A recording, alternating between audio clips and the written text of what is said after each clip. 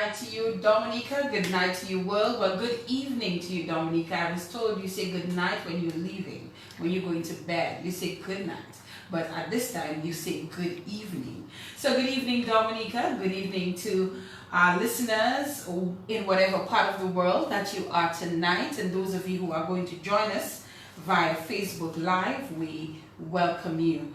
Before I do anything much tonight, I really want to use the opportunity to extend the condolences to the family and friends and loved ones of the young man, Nehemiah Daru, who passed away as a result of a vehicular accident on Saturday.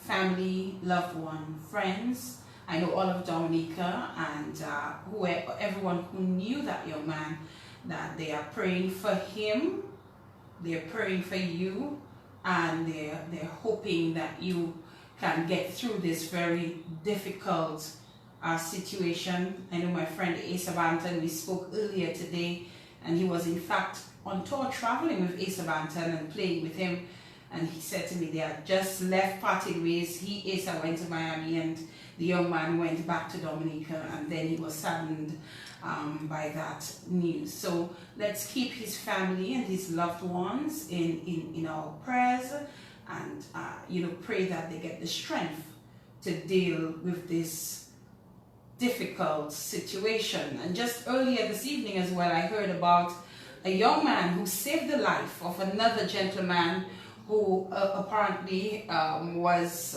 on the verge of drowning and was able to save him. So kudos to you, young man. Your name don't come to mind at the moment, but I know I heard it on the news this evening. So you did something amazing. You saved another person's life. God bless you, and God bless the person as well. And I'm hoping that he's very happy for the fact that you saved him. So I just want to start off with that tonight. I also want to congratulate the Dominica Cancer Society for a very successful walk for cancer care and awareness, which took place on Saturday. Such an amazing turnout of persons. I did the Massac to Bayfront leg, and yes, I did it. I have not walked in a while, and I'll be honest, I really surprised myself that I was able to do that walk. But I have to mention my friend Danielle Marie, who had just done a hike from 8:30 that day, but still made the effort, to meet me in Massac so he could walk with me down to the final destination. So thank you, Danielle Marie. Thank you so much. You're an amazing friend. And so I did it, and kudos to everybody else who did that walk for cancer care and awareness on Saturday, and all those who contributed, all those who supported in one way or the other. I actually walked for Chanel Bethel Jolly, who was my guest on Mondays in the Spotlight Radio Show. That's last week's Monday show.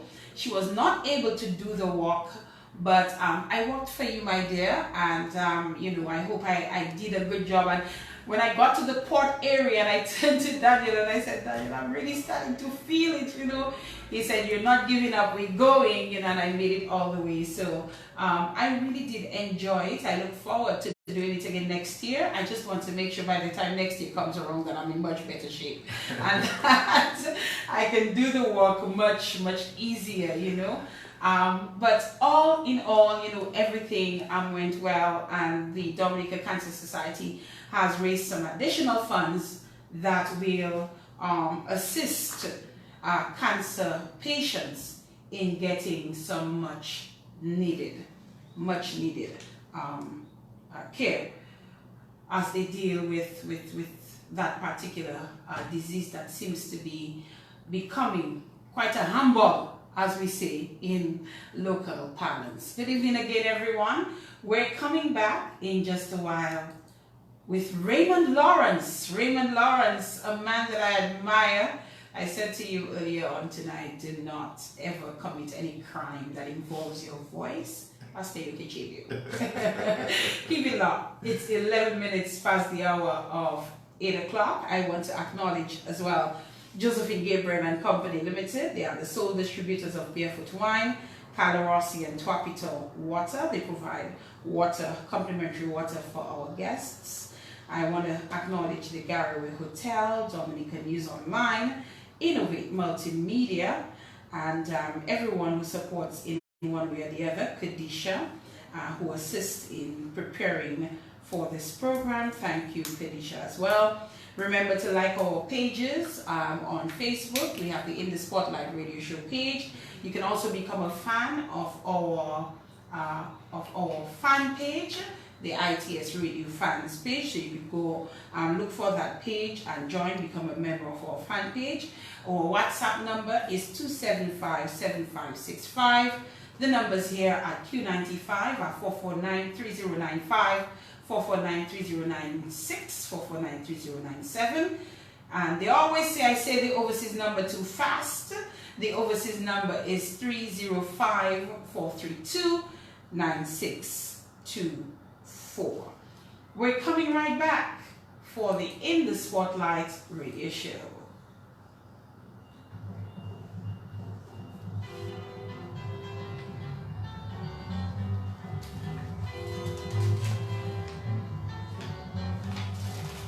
Miss White thought of that song when I was in high school. Miss White thought of that song.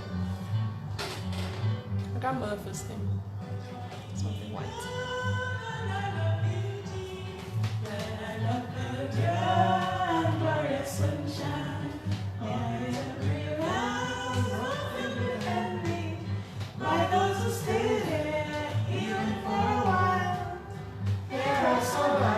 So green and beautiful, as we sing of our beauty, Cicero and Maniku, of the mountains, valleys, rivers, flowers too, on the mountain couple, countries in the sand. Oh yes, it is certain we are a happy land. Oh yes, it is certain we are a happy land.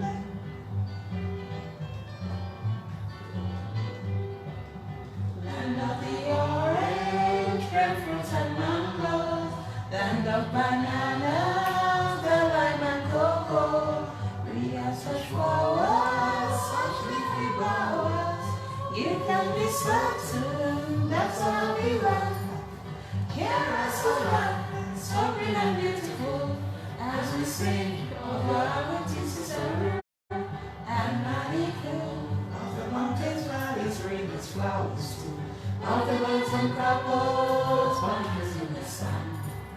Oh yes, it is certain you're a happy land. Oh yes, it is certain you're a happy land.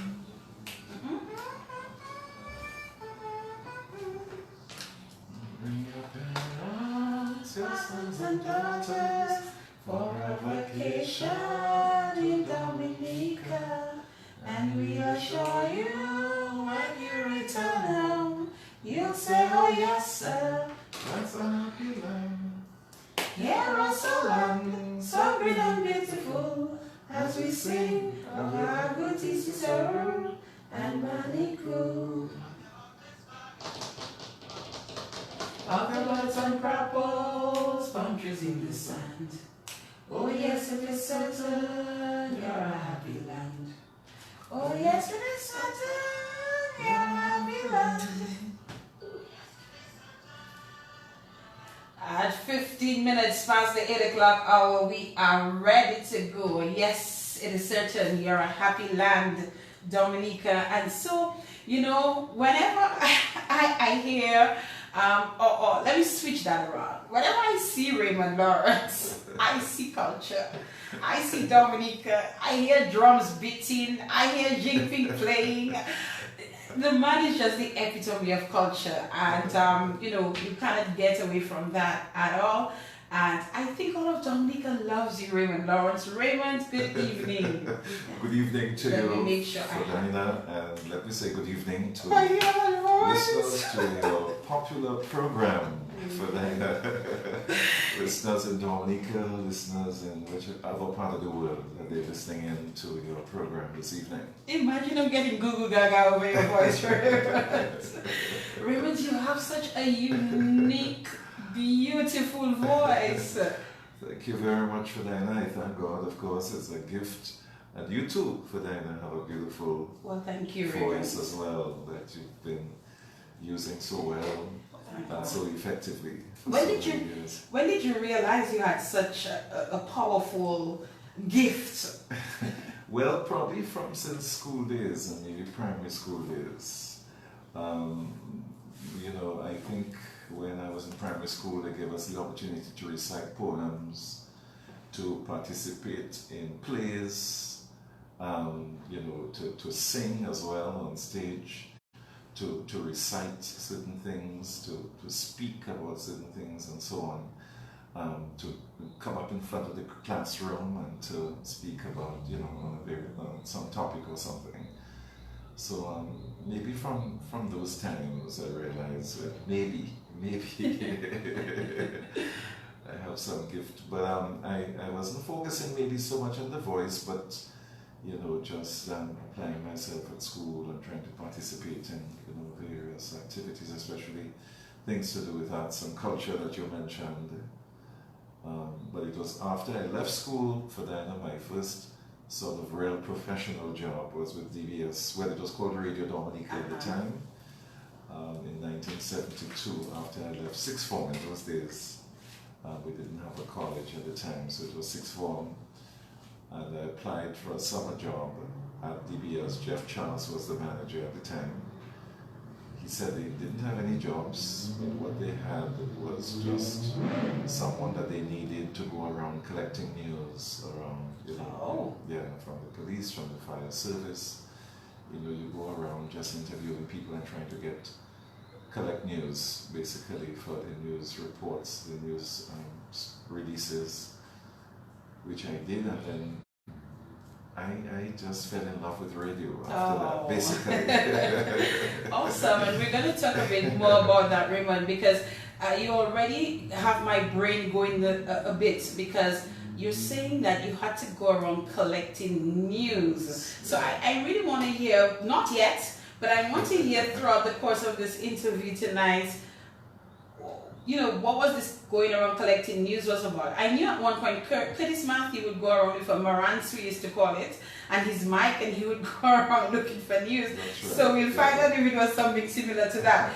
In this new age, though, Raymond, do you know that the news people actually do voice notes? Yes. You actually just do a voice note, and you send it across via WhatsApp, and it's crystal clear. It's all amazing stuff. But Raymond, let us start back to begin by from the beginning. Let's begin from the beginning. Again, good night to everyone, and thank you for joining us on the program. It is a pleasure to have everybody tuned in and locked in with this beautiful gentleman here tonight, Raymond Lawrence, a gentleman that I admire, and you know, he's such a gentle soul. You are, you know, Raymond, you're just such a gentle soul. So tell me, where did this young man come from? Well, I must say, God has blessed me with a wonderful family. You know, my parents, Hugh and Doris Lawrence, and I was born in the same house I'm living now in Footpath. Sometimes I wonder, I'm going to be honest with you again, sometimes I wonder, how is it that Raymond stays in the middle of Roseville like that? Yeah. You know, with all of these vehicles driving by and so on. But I guess it has history, it has sentiment. It has history, yes. That's where I was born actually, and grew up with my family, including Jean Lawrence Mathurin, who later became director of the Sifla Motan Chorale and composed a number of folk songs in Dominica. But in fact, my parents had 12 children in all, and 4 of them have passed since then, so there are 8 of us alive. So there were 8 boys and 4 girls actually. I'm the last one actually. Yeah. So I'm the last. Where are the others? Well, as I mentioned, 4 have passed on, yes. But then we have the 2 other brothers I have in Dominica. That's Wendell and Remy, and then I have a brother in England. Ursula Lawrence Simon, who is in Toronto, Canada. There's Jean, I mentioned Jean Lawrence Mathurin, who is in Antigua, then Anthony or Tony Lawrence, he's in Miami, in Florida, and Bernadette Lawrence, my other sister, she was in New York for many, many, many years, but has now moved down to Florida as well, I guess, closer to Tony, who is our brother as well. So, you know, they're all over the place. Yes, indeed. What are the similarities between between you all? Jean is into the culture and all of that as well, like you. Yeah. Is there anybody else who? Yes, I think we all had some sort of cultural and artistic sort of flair. My first brother played a bass guitar very, very well. Still does. Remy also played guitar as well. Tony played guitar, and as a matter of fact, he played guitar for the Swinging Stars at one point. He was a member of the Shadows band. Bernadette sang with the Swinging Stars and has recorded as well on some CDs. She has composed some of her own songs. Zilla, my first sister who passed, she lived in New York for a very long time. She too was a wonderful singer as well. And of course, Jean was, you know, very, very talented. She, in fact, we always had a piano at home, and so she grew up playing that piano. And a number of us, I played piano too at one point. So we would gather together as a family quite a few evenings during the week singing songs. And I would be right there as well when she was composing all those songs that she composed for the Siframotan Chorale, right there with that experience as well. Wonderful, wonderful experience. And just some wonderful brothers and sisters, very, very supportive. A full household. A full house. Full house. But it was a lot of fun, And then gradually, you know, they started going away, and who got married, and you know, people moving on.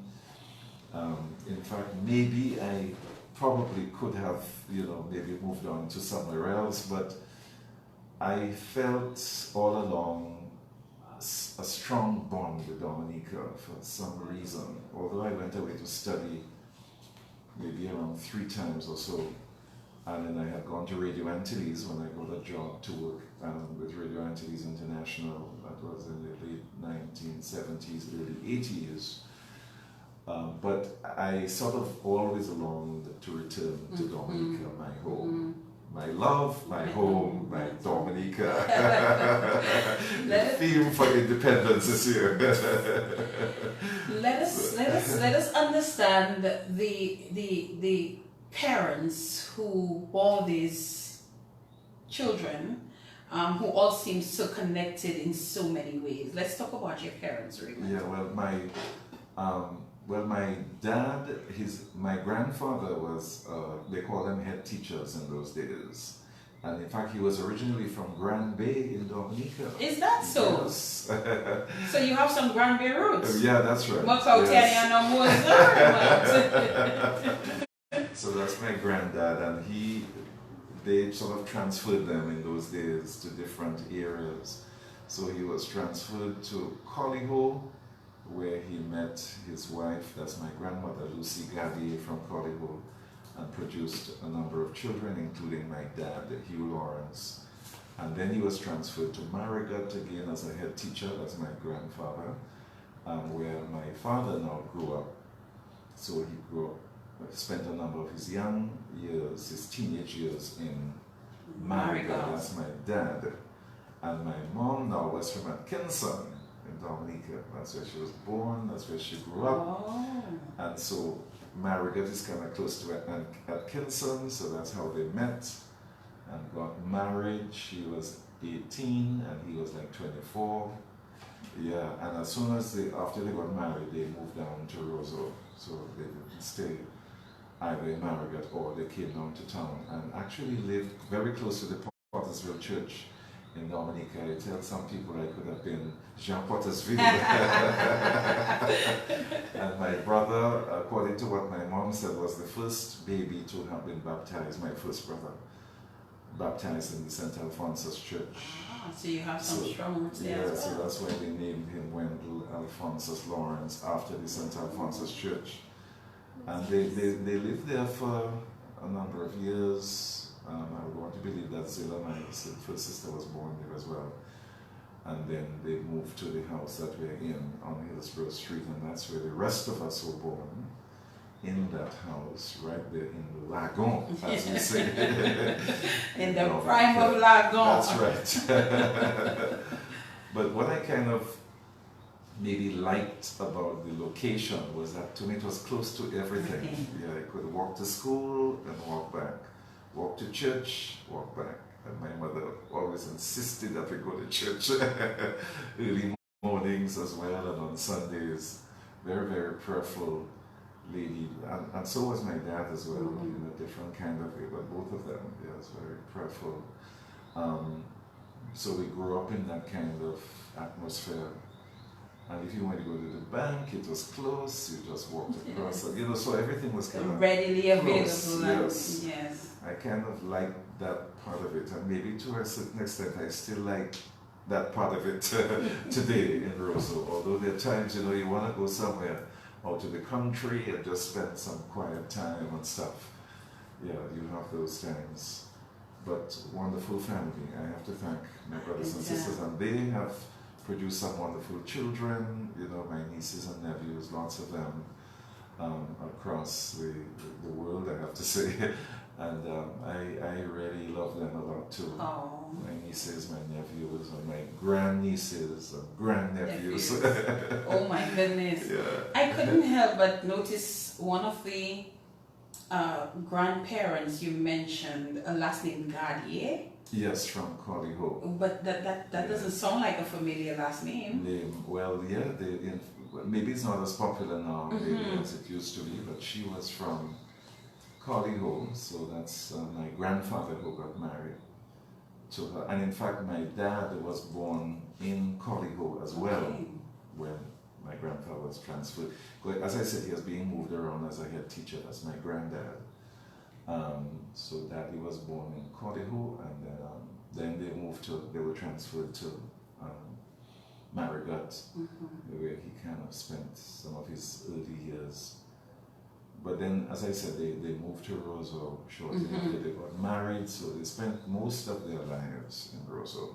My sister just mentioned there that you all sounded like the Von Trapp family from the Sound of Music in terms of everybody playing something and the vibes going on in the house. Yeah. We sang, we played instruments, it was really, really, really wonderful. And formed groups or part of groups, and then we also were part of the carnival activities, what was going on. And Jean too was also a carnival band designer. She taught at the convent high school, organizing carnival bands. So all of us were usually part of the carnival band as well. In fact, and then my sisters went up for Carnival Queen. So my first sister Zilla was a Miss Dominique. She actually won the title. So? Yes. In 1956, sometimes we say 1955, and I think it was 1956. And then Ursula also participated in the Carnival Queen show, and she got first runner-up to Anthea Mondesi when Anthea won that title. Ursula Lawrence, my sister, was first runner-up in that competition. And Jean again had won a Junior Queen title in those years. So we were, and when I think back on it, our parents sort of allowed us to give expression to our skills and talents. They were not holding us back like in any way. And they encouraged us, as a matter of fact, to participate in cultural activities. So that was another very good part of growing up in the household on Hillsborough Street. Is it that they themselves were also involved in arts and culture? Yes, that's right. And in fact, I didn't see a lot of my mother's work when she was growing up, but she told us that she played the violin. And she also danced all the folk dances, including the quadrille, and she said she knew it so well when one man was missing, she would take the place of the man. Is that she so? knew both. She knew all the parts inside out. She could dance it so well. That's my mother, and she played the violin. And my dad now played the piano as well. He played the piano. So, in a sense, as I mentioned, all of us had some sort of involvement, in some sort of artistic form, one way or the other. Tell me about your parents and when they departed from your household, from your lives. Yes. If you can recall at all. Yeah. Well, Daddy died before my mother actually, and he died in 1994. She died 3 years later in 1997. And Daddy was somebody who didn't hardly complain at all about pain, about suffering. He hardly complained. You wouldn't hear him complaining at all. Even if he was feeling bad or even if he was feeling sick, you would hardly know it. But so I think of him as, I call him the rock in my mind. That's what he was, like a rock. A solid rock. Yeah, somebody who was always there, always going out to work, always providing for his children, always providing good advice, and being a great support for all of us in a sort of a quiet but strong and powerful manner at the same time. But my mother in a way was more sort of outgoing, more flamboyant, more expressive of how she felt and so, but at the same time a wonderful, loving, very, very loving person. So he, as I mentioned, he died in 1994, and then do you remember what age he was? He was 87. 87. Yeah, okay. And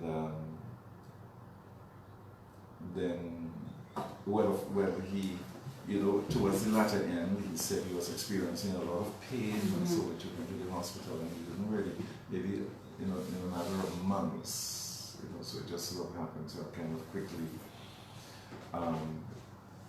And then I thought Mammy sort of went through it very well. I thought she was very strong through it all, and giving us the strength to be able to deal with it as well. And so she was with us another 3 years after his, and she died at 84. She was 84 when she died. But I had gone to study that. I think I had gone to do my master's at the time. I came back during the summertime and spent that summertime with her, which I was so happy about.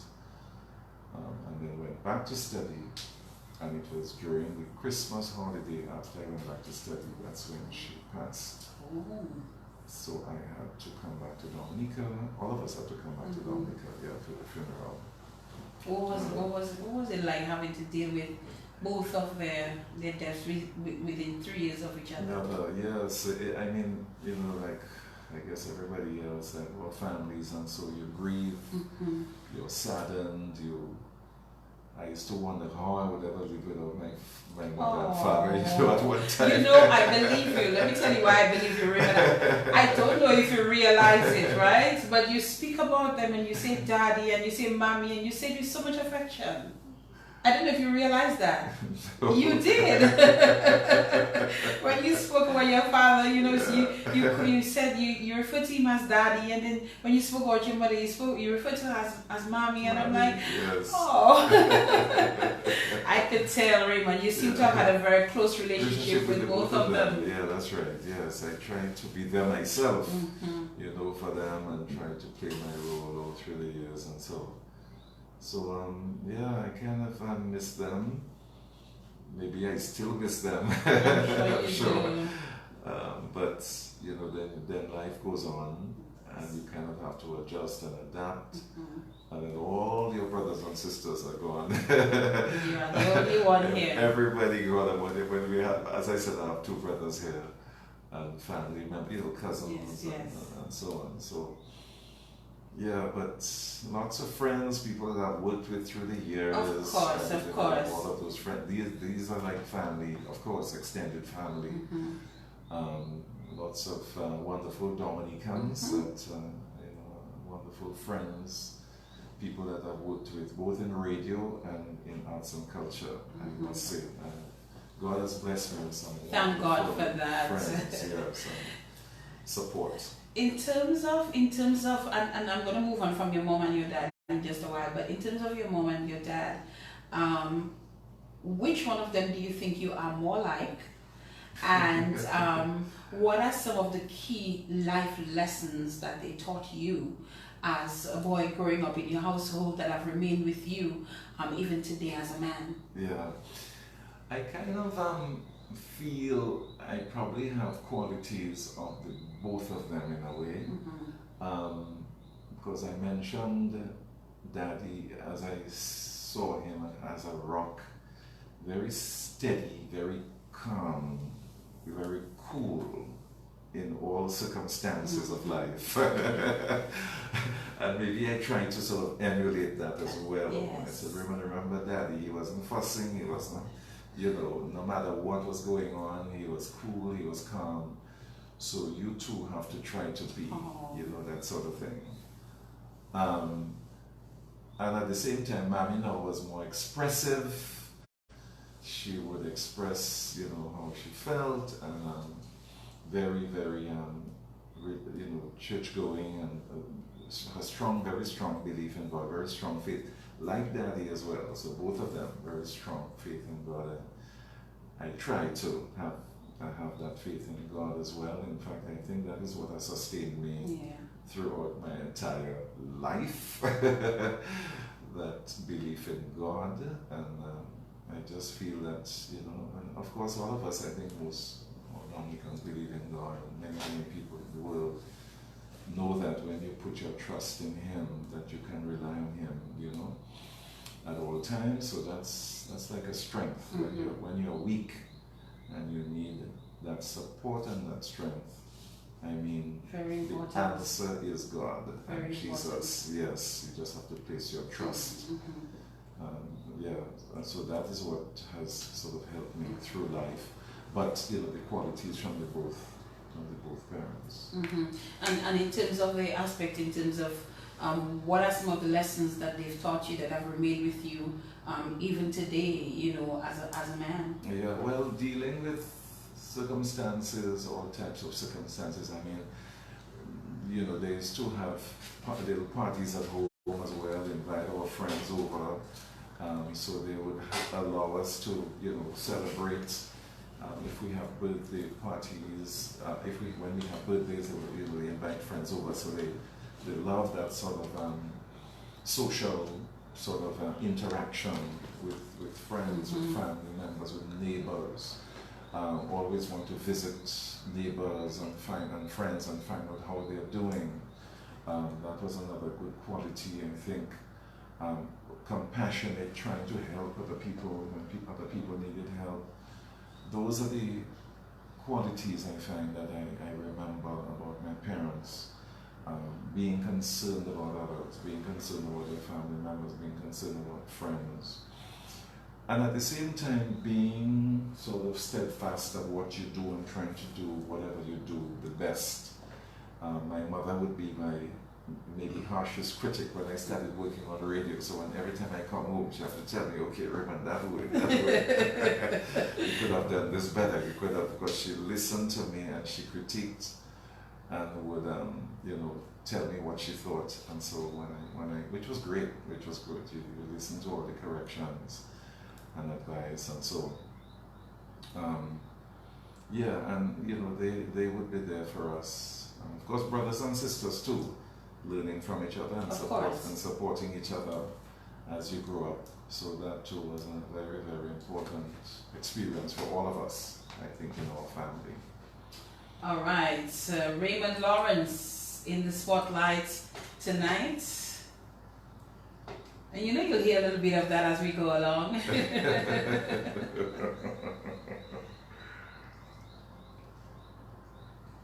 Raymond, let's talk a bit about you as a young man growing up, your education. Tell me about life outside of the household, the Von Trapp family type of household. You know, what was school like? You know, where did you go to school? What was that? What was that aspect of your life like? Yeah, well, my primary school was a convent prep. Where it is located right now, and as I said, I just walked up and walked back down. But I have very, very fond memories of convent prep. In addition to the maths and the English and the different subjects, you know, they encouraged us to, you know, recite poetry, to sing, take part in end-of-year concerts, to draw and you know, color, do, you know, drawings and stuff.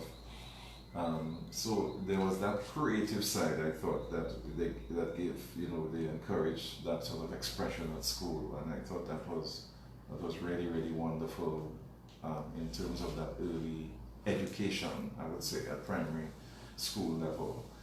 And, you know, always in prayer, you know, in the mornings, and, you know, well, of course, it's a Catholic school, so there was a nun, who was Sister Aloysius, they used to call her. Sister what? Sister Aloysius. Oh my God. Aloysius.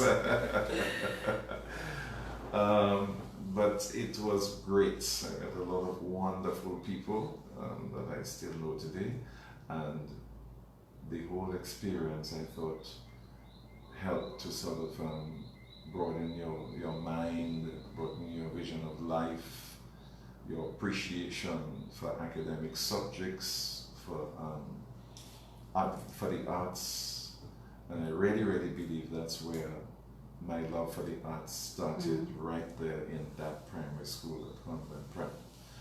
And of course later on it developed, because I joined the little theatre group with Alwyn Bully and Daniel Cordero. I was 11 years old when I joined that group, because I was more into I mean, people know before why I took Kuvuli, but yes. I was more into drama actually in those years. So I was more of an actor in plays in those early years, and then later on, you know, with People's Action Theatre, I also acted in a number of plays, including Jesus Christ Superstar and P.O.P.O. and plays like that which Alwyn directed. I also did plays with Amma Harris. She directed those plays as well. I had a love for drama. At one time I was thinking of taking up drama as a career. Yes. Yeah, acting as a career at one time. But life goes on, things change. Lots of things happen. That's right. And so Convent Prep you went to. Yes. And then from Convent Prep, where would you go? Then the Dominica Grammar School. Oh, you were grammar school too. And I ended up at the St. Mary's Academy. I find a lot of the people, listeners, I'm not doing it on purpose, but quite a few of the guests who have been on here went to grammar school. Well, I must ask you what house you were in. Dominique. Okay, well, it wasn't BJ. Oh gosh, my house. So you were Dominique. Dominique was one of the houses that was doing well. I don't know if it was the same in your time. And I know, you know, all the houses were sort of healthy rivalry is what you call it at the grammar school. But you know, you participated in all those sporting events. I did a lot of sports. You did? Athletics, yes. And I ran all the races from 100 yards. We don't call them yards. A shocker. In those days. Not meters. 100 yards. I think it was 220. I don't think it was 200. It was 220. The 440. The mile. The relays. All those I ran. And I mentioned the mile. And I attempted things like the long jump and the high jump. It's really? Oh my God. Listen, this is unbelievable. Listen, Raymond, I would expect to see you, somebody like you, a drama class, you know, that kind of thing, not really into athletics. And I played basketball as well. No way! You played basketball? Yes, and when they asked me to join the basketball team in grammar school, I was the youngest player on the team. I was 13 years old on the grammar school team in those years. So yeah, I played basketball as well at school. Basketball, athletics. And athletics. And you ran. Yeah. Did you do the cross countries too? No, that is what I just did not attempt. Okay. To be honest. So I thought everybody had to do that. Yeah. I was tempted to try it, but when the race was over and you saw those guys coming back and the way they collapsed on the ground, Yes. they were like dead, tired and exhausted. I didn't want to end the race like that. I know.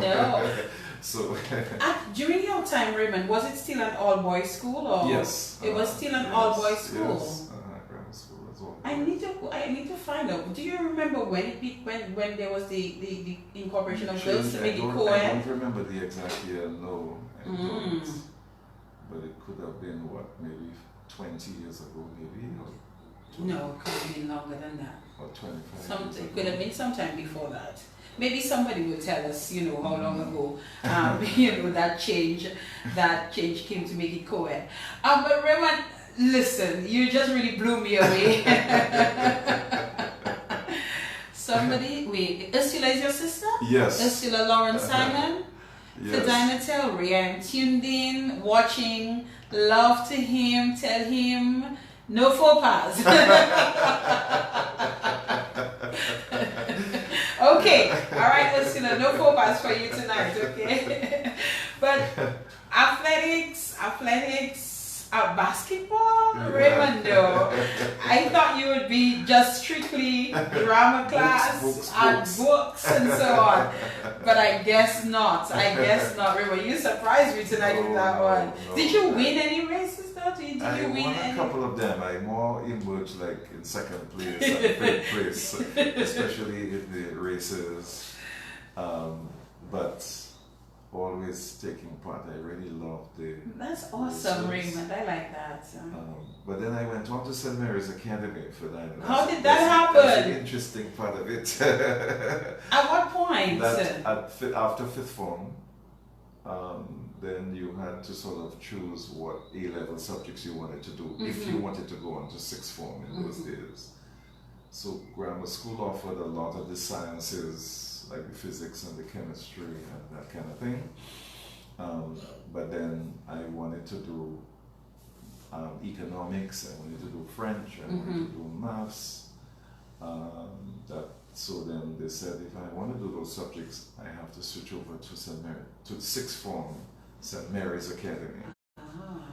Yeah, so then I spent 2 years. So grammar school didn't offer those? Not those subjects, no, but they offered other subjects like physics and chemistry. Okay. Biology, and that's at A-level. Sixth form, So you moved to St. Mary's Academy then? For two years. Yes, the sixth form in St. Mary's Academy. And in fact, I had to go over to the convent high school as well to do an A-level class, and I think it was economics. Okay. Because the teacher taught at the convent, but then I did the other A-levels at the St. Mary's Academy. Yeah, so. Interesting. I'm just being told it was in 1972 that the girls were introduced, were allowed at grammar school. Yes, 1972. I wasn't born yet. But I was happy for the opportunity to go to grammar school all the same. I really enjoyed my days at the Dominica Grammar School. So Raymond, so you went to SMA and you did a session at convent for sixth form.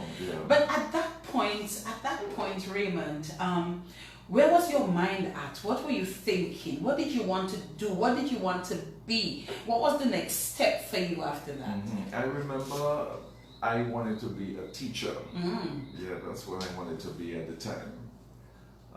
So, in fact, I had applied to university for me to go to study right after, that year, 1972.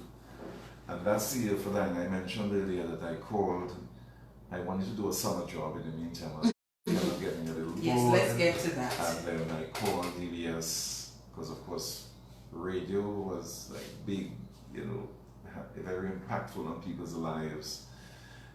In those days, that was, a lot of people depended on the radio, especially Radio Dominica, which was the only radio station at the time. So I called Jeff Charles, and I asked him if he had any sort of summer job, and then he said, really, it's just to go around collecting news, which I mentioned earlier. And I said, sure, why not? Pause a moment. By that time, had you recognized the gift of the voice? Remember I took part in drama and I was acting on stage, and so yes, I guess I realized. Because I was wondering, why were you directed or moved to the radio station as opposed to probably getting a summer job somewhere else? Yes, and of course in drama you do a lot of reading, you read out loud, you play roles, you study your lines. So I thought maybe I could try it out, and I thought of it just as a summer job. I didn't mean to. I wasn't thinking I would have stayed there. Neither was I when I started. Because in those days, maybe one didn't see like broadcasting maybe in those days as a career, and even for that, when I speak sometimes, even in culture, sometimes you didn't think of culture as a career. Right, you just did it as something you enjoyed, that you loved. So I took the position that he offered me to go collecting news, like a news reporter, and he allowed me to also read news as well, at certain times on Radio Dominica, and then I really began to enjoy broadcasting. Aha! You got the bug. And at the time, I didn't. I just felt I wanted to continue on to work in radio, and that's exactly what happened. I was sent off to do a short course at the BBC in London in broadcasting. I think it was like you went to the BBC. Months. Yeah. I did a 4-month course there. What was that like, Raymond? Do you remember? Very good. Yes. So we did radio features, documentaries. They sent you to different parts of England to record and put together like how you do a documentary on certain things. I remember I went to Bristol. There was a group there, a drama and dance group that I interviewed and I featured them. So that was a very, very good experience. Very cold when they went to 10K because boy, it was I think September to January or something like that. But very, very educational, mind-opening, eye-opening course in radio at the BBC, and came back to continue my work with DBS radio, which I really, really enjoyed. And in those days you had like Tim Duran, you had Daniel Corleone, you had your dad, was working there as well, Ferdinand Frampton, Jeff Charles, Barnett Defoe, Ellsworth Carter, Ted Daly was there as well. Lots of folks. Lots of good folks. Good Good folks. Yeah. I'm sorry to say, but they don't come like you all anymore. I say you all. I mean, these were the cream of the crop, Raymond. I mean, people like yourselves, my dad, I always have to give him credit, I'm sorry. My father and Avi Knight and all of these people. Well, Dennis Joseph has a voice to die for. That's right. Yes. Felix Anderson. All of these people. Raymond, you all were really, really the cream of the crop. And when you grow up listening to people like you aspire. to want to be a part of, you know. So but what was it like generally around DBS radio? What was it like? Did you have to go through a training process before you go on the news, before you go on radio, before you do all of that? You know, tell me what it was like in terms of getting into that type of business. Yeah, I thought it was fairly easy for them at the time. I don't remember going through like a real serious training program. Maybe I got some hints here and there, and he did sort of audition me and give me tips and advice. That's Jeff Charles. But you know, you just were put on air, and then you were told, you know, you were given guidance and direction. And then, you know, of course, for them, as you know, the more you do it, the more you get used to it. The better you get at it. The better you get at it. Yes. And that's what was happening. And I thought we were allowed a certain level of freedom to create your own programs as well. I thought that was good too, because I remember doing a Saturday night program, The People's Show, I think it was called. At first it was Local Talent, and then I changed the name to The People's Show, and then that's where I introduced the Christmas Song Contest. Actually started on that program, the DBS Christmas Song Contest. Really? Started on that program as a radio competition, not a stage competition at the time. So people would call in? They would write, they would vote, and in those days they would write letters to the radio station. Yeah. Oh, how much we've evolved. Yes. So the singers come into DBS and they record. They come with the guitar, they come with whatever instruments they have. They record at DBS, and then we play their songs, and then we have them on the program. Then I would ask people to just vote. In a sense, they vote for who they thought had the best song. Lots of letters coming in, and you count your votes, and then we decide your winners. I also had a radio drama serial, Three's a Crowd, Three's a Crowd, on DBS Radio at the time, very popular at the time too. And apart from doing news and apart from doing announcing, just hosting different shows in the mornings, in the afternoons, you know how it is, different times of the day. But the experience was very, very wonderful, and for them, and then, as you know, I went on to work with... Before we move on to answer these, I want to ask you a couple of things. First of all, I'm really amused by this letter thing for voting. Yeah. I mean, today you either you ask people to WhatsApp, you call in, you do whatever, and you can do that almost spontaneously, instantaneously, and just get your results. I wonder how long it would take you all to get letters to vote. Would you say you need to write in by such and such a date? That's right. Oh yes. my God. And it wouldn't take long, because like if they posted the letter, let's say Monday. Like Tuesday, Wednesday, you start getting your letters. I have to laugh at that, Raymond. Like I have to within laugh the at week, that. you know, you've got a lot of letters in. Yes, but I can't remember if we gave them like 2 weeks or something of this sort. 3 weeks, yeah. I want to ask you about if you remember what your biggest faux pas ever was on radio. Wow, I'm trying to remember. But do you remember making some? Well, what happened, I think there was, when I had just started, and I think we had news at 12:30, and I just felt at the time that we didn't have anything new to, you know, we already had a newscast, and I was feeling we didn't have anything new to say. And so I did not go into the news. So that was probably my biggest faux pas. I'm going to give you a couple of mine.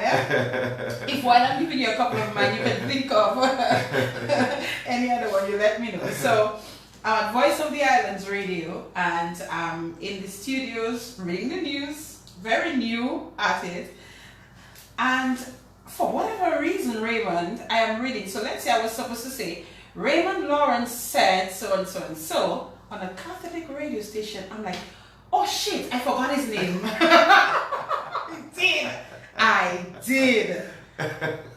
There was another time at DBS, I am getting ready to go in to read the 1:15 news. again, I had just come to DBS and Angelo put me to read news, I think the very same day that I came. And Angelo is trying to get me to go into the studio to read the news.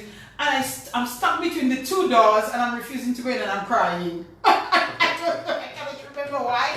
If I was nervous, if I was scared. If Angelo remembers that one of those days he will give me that story. And I'm like, what is wrong with you, girl? You know, what do you think? But let me tell you, we've had a few of those, I'm sure, you know, on radio. But Raymond, so you refused to read the news because there was nothing new. Well, yes, it's not that I didn't want to go, I just felt there was nothing new to report. And being naive, I had just, you know, I was very, very early in the business. But then Daniel Coder was saying, no, you have to go out there and do that news. You have to go out there and do that news whatever time. And from that time, believe me, yes, news goes. And of course you rewrote, and that's what when you learn to know about the rewriting and you give it a new angle and your perspective and all of those things. So, but all of that came with experience of and course. development and so on. And then for then, as I mentioned, I went on to Radio Antilles, and to me that was the how did that happen? The height of just a great, great experience in broadcasting for me. You know, Julian Rogers and Rose Willock. I love Julian Rogers too. And Brian Mead and Don Bob, and because you know the announcers came from all over the Caribbean. And in those days, what they did, they listened, they monitored the radio stations across the Caribbean. They liked your voice, they called you, they offered you a position. If you wanted to go, then you went. I remember when they called me, they were offering me 3 times my salary. Oh, wow. My salary was smaller at the time. Many kind of salaries you get now. So when I couldn't refuse in a sense. Right. And they said they would take care of accommodation and transportation, all of those things. And in fact, while I was there, that's when Hurricane David hit Dominica. So I wasn't actually in Dominica when Hurricane David hit, but Antilles sent down a team of us to do the coverage here in Dominica. So maybe around 6 or 7 of us came down from Montserrat on a helicopter. We landed at Melville Hall Airport, as it was called at the time. And the roads were blocked pretty much like how it was after Maria. And we had to carry our suitcases and our bags and equipment and start walking. For them, you mentioned you walk for the Cancer Society. I did. Nothing compared to that. So we started walking from the airport right through to, because we were not sure where we were going to get transport. They just said they told us if you want to go to Roseau, you have to walk. And in fact, we were meeting people along the way who had come from Roseau, and they were going to places like Wesley and Calibishi, and they had been walking all the way from Roseau. In fact, I was concerned with my parents' house because I couldn't call, all communication was down, and I was asking them, you know where I live, you know my parents' house, is it up, is it, was it damaged or anything? I think 1 or 2 people told me, no, Raymond, I saw your house and it's up, it hasn't been damaged too badly. So you had to walk. How far did you really have to walk from the airport to Roseau? Yeah, we literally, not to Roseau, but we walked up until Pont-Cassé. And by we actually walked here with bags and all our suitcases and equipment. And by that time, they had been clearing. Some ship was, I think it was a British ship that was in the harbor at the time, British soldiers, or maybe they came down to Dominica at the time, and they were helping to clear the road and cut the trees. And so they had reached up to Pont-Cassé. Okay. And a couple of vehicles were making their way to Pont-Cassé, so we got a ride from Pont-Cassé to Roseau. Please tell me your luggage at the time had wheels. No, I didn't think so. Yeah. So that was quite an experience. I can only imagine. So Raymond, so you're saying to me that the folks from Radio Antilles would listen out to radio stations across the region and literally poach because that's what they did. Yeah. And you were one of the persons selected from Dominica. I guess because of your voice, they heard your voice, I guess your ability, your level of professionalism, whatever the case might have been, and you were chosen to come to Radio Antilles. That's right. And that was how long before Hurricane David happened, one, and how did DBS Radio Management think about that at the time? Well, or did they take it? I left in 1978 78. and then stayed with Antilles up until 1982, so that was 4 years. And in fact, and then Hurricane David happened the following year in 1979. So that's when we came down. And I'm thinking too that after maybe about a month, because the only form of communication for Dominicans at the time was Radio Antilles. Everything else was down. So it was sort of like a lifeline for them in terms of getting messages out to family, especially people from overseas and that kind of thing. So some of the other staff members stayed on that from Antilles for maybe about a month, but they allowed me to stay on because I was Dominican. I think maybe for like 3 months. Okay. I stayed here as I'm doing the reporting to Radio Antilles, and then stayed up until 82, when at the time Mr. Charles was in power as the Prime Minister, and at the time they were trying to invite overseas Dominicans to come back home to help to rebuild the country. So they called me again and asked if I wanted to come back home. Okay. To work in the radio station. The same radio station. The same radio station. But then I felt at the time, Fernanda, that I had probably had enough of broadcasting, and I wanted a bit of a change. And then the cultural division had been set up in 1978 with Alwyn Bully as the chief. In fact, he was the only person at the time. It was just one person. That was him. And then Pearl Christian joined him in 1981, so then there were two. And then I told the government, yes, I can come back to serve, but maybe not in broadcasting. I would like to go to the culture department. You just didn't want to go back DBS. So in 1982, I joined Alwyn and Pearl. Okay. So then it became the three of us. And you all were the three at Cultural Division. At the time. Where was it at the time? So our office was located right next to where the entrance to the stadium, close to the Digicel, what used to be the SAT Telecoms building. There was a building there. And the office was on the ground floor. I think there was an upstairs and downstairs.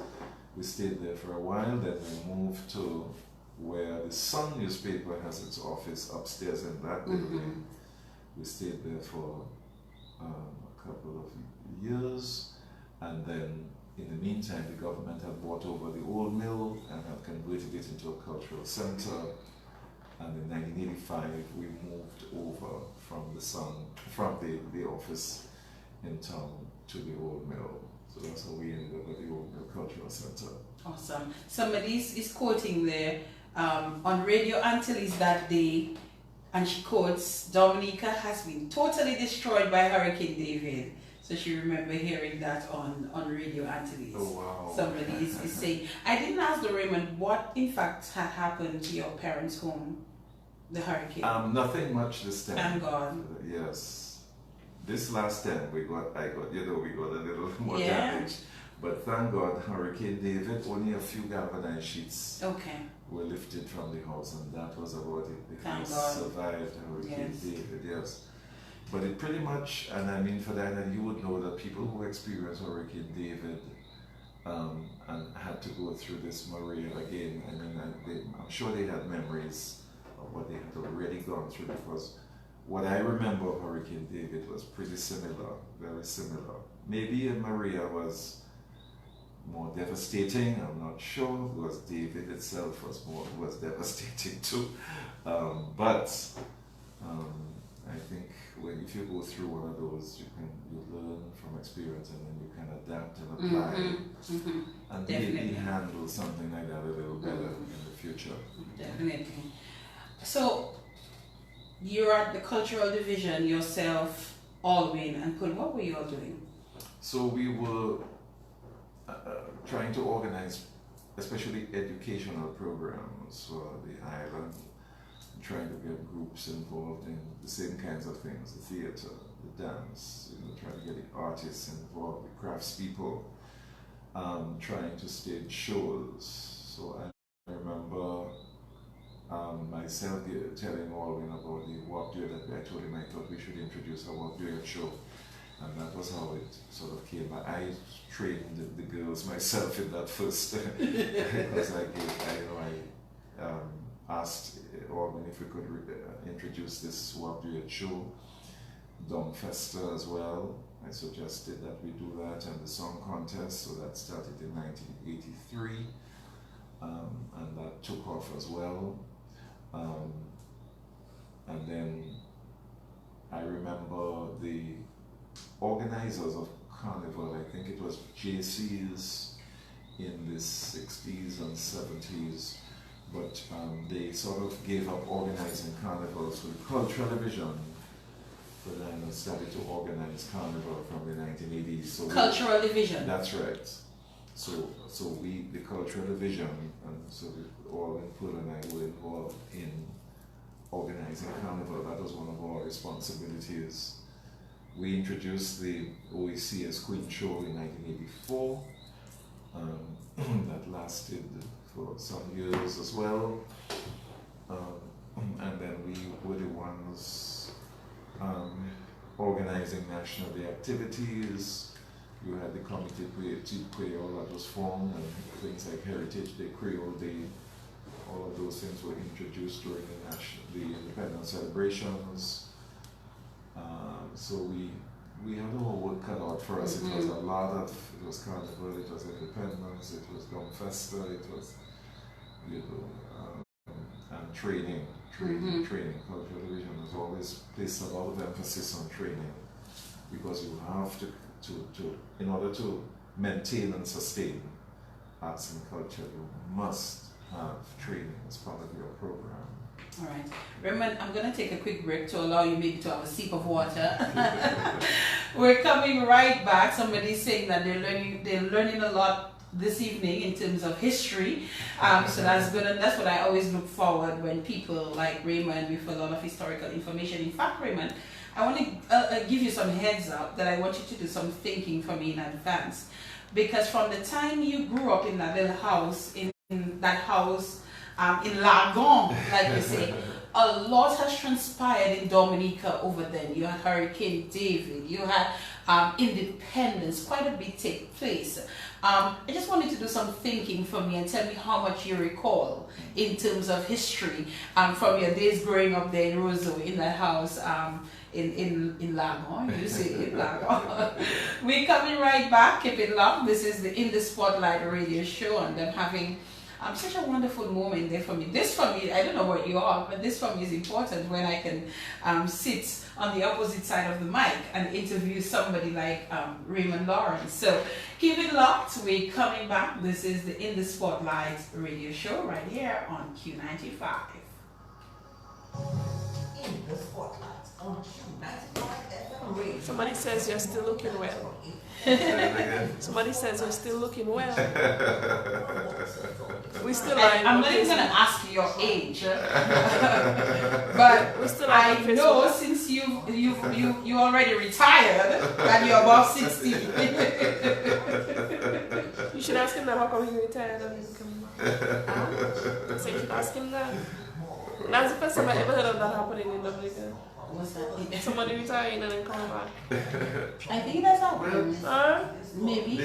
A lot of people have been hired on contracts, after they retired. Yes. True.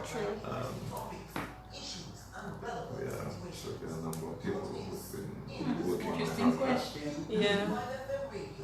Every Monday nights from 8 p.m. in the Spotlight. But I mean, it kind of took me by surprise, that One-on-one with interesting personalities, educational and informative topics and issues, intriguing and entertaining, a must listen to. In the Spotlight, Monday nights from 8 p.m. on Q95.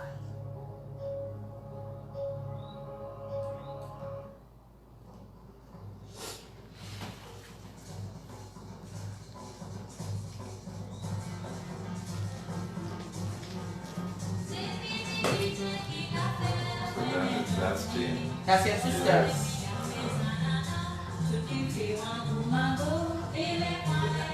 Doesn't she come down? I would love to have her on Yes. sometime. In fact, I'm trying to see if I can get her to come down. Please let me know if she does. Okay. I would love to have her on if possible. And see if It'd be she my could pleasure. perform at one of the shows. Of course.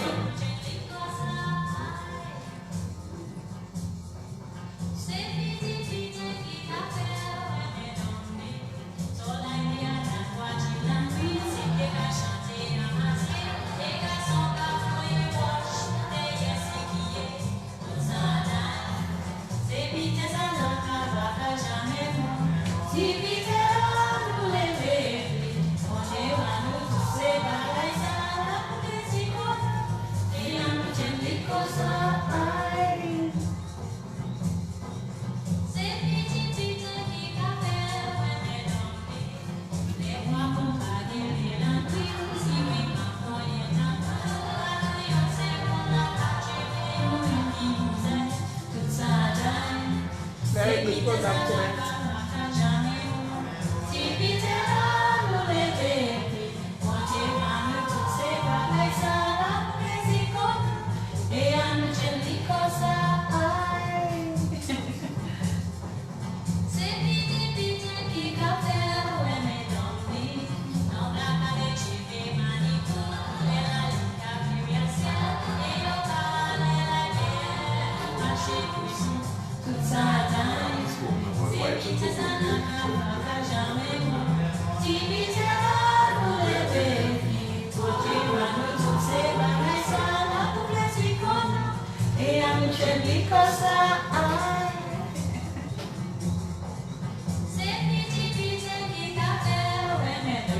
Somebody said they're feeling homesick listening to that song. Oh, sorry.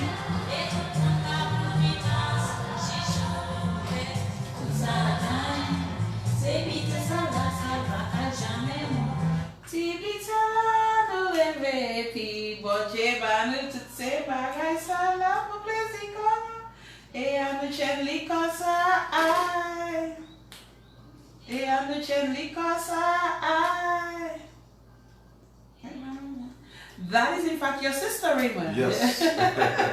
So would she have written that one as Yes, well? and she wrote that one as Oh my well. God. She took part in it was called Patois Song Competition at the time. And she won. She won first place with that song. I'm sure she did.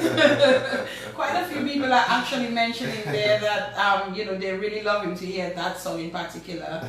One person said it's actually causing them to miss home.